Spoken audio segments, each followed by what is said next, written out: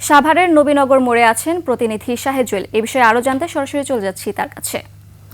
শাহেদ, ঈদের ছুটিতে মহাসড়কের কি অবস্থা দেখছেন? যানজটের কেমন কি অবস্থা বিস্তারিত জানাবেন। ধন্যবাদ শ্রাবন্তী।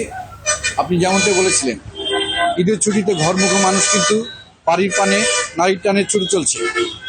ভোর না হতে হতেই মানুষ কিন্তু বাস স্ট্যান্ড সহ সড়ক পথে যাতায়াত করতে তারা কিন্তু সড়কে ভিড় জমাচ্ছে।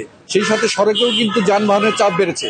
আমরা কিন্তু জানতে পেরেছি যে নবীনগর চন্দ্রা সড়কে যানজটে কিন্তু 2 কিলোমিটার পথ যানজটে রয়েছে। এদিকে ঢাকার ইচ্ছা মহাসড়কেও কিন্তু 3 কিলোমিটার পথে যানজট দেখতে পেয়েছি। ভোর হতে না হতেই যদি এইরকম সড়কের অবস্থা থাকে, তাহলে বেলার সঙ্গে সঙ্গে আরও যানবাহনের চাপ বাড়বে এবং সেই সাথে যানজটের চাপ বাড়তে পারে বলে অনেকেই শঙ্কা করছেন। আমরা একটু আপনাদের দেখাতে চাই, আমি আছি এখন নবীনগর মোড়ে, যেখানে চন্দা নবীনগর সড়ক এবং ঢাকার ইচ্ছা মহাসড়কের যানবাহনগুলো কিন্তু এখান দিয়ে পাস হচ্ছে উত্তরবঙ্গ সহ যশোর, খুলনা এলাকায়। তাই এখানে কিন্তু যানবাহনের চাপ কিন্তু এখন প্রচুর বেড়ে চলেছে। আমরা কিন্তু দেখতে পেয়েছি যে ঘরমুখো মানুষের যানজট নিরসনে আইন শৃঙ্খলা বাহিনীর তৎপরতা রয়েছে। তবে সংখ্যা সৃষ্টি হয়েছে যানবাহনের সংখ্যা বৃদ্ধি পাওয়ায় এই অংশ পার হতে সময় লাগতে পারে অনেক। গতকালও দেখেছি যানজটে 10 মিনিটের রাস্তা কখনো সময় লেগেছে 1-2 ঘন্টা। আর সকাল হতে তেমন যানজট না হলেও বেলা বাড়ার সঙ্গে সঙ্গে যানবাহনের চাপ কিন্তু বৃদ্ধি পাবে। সেই সময় নবীনগর চন্দ্রা ও আবদুল্লাহপুর বাইপাস সড়কে কিন্তু যানজটে পড়ার একটা আশঙ্কা থেকেই যাচ্ছে।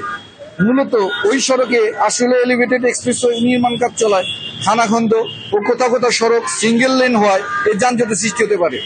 যানজট নিরসনে যৌথভাবে কাজ করে যাচ্ছে আইন শৃঙ্খলা বাহিনী। আজ সকাল হতে যানবাহনের চাপ কিন্তু বেড়ে চলছে। ঘরগত মানুষ কিন্তু ছুটে চলেছে এই সড়কে।